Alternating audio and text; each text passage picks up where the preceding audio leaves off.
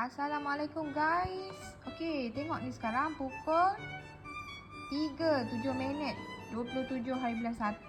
It's my birthday. Tiba. Okey, second time R&D. Second time R&D yogurt. Okey, come, let's go. Sebab dia manis kan? Dia manis daripada full cream. So, itulah yogurt alhamdulillah menjadi guys. Okey, sekejap kita tunjuk. So, alhamdulillah tengok ni. Inilah yogurt yang kita dah hasilkan. Masya Allah. Yogurt untuk panipuri. For the second time alhamdulillah jadi korang. Tengok dia, kalau dia belikat macam ni, maknanya dia dah jadi. Okey. Yogurt homemade. Ini dia plain tau, dia natural. Okey, jadi kalau yang nak berperisa, korang campur je perisa kat sini, jangan risau. Yogurt nak letak strawberry, sebab yogurt ni dia memang dah masam.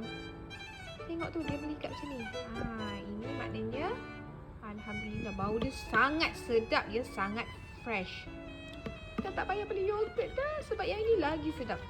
So, once kita dah buat yogurt ni untuk 12 jam, Guna dah peram dia. Okay, then Guna akan packing dan masukkan ke dalam chiller. Okay, kalau dalam freezer dia tahan sebulan.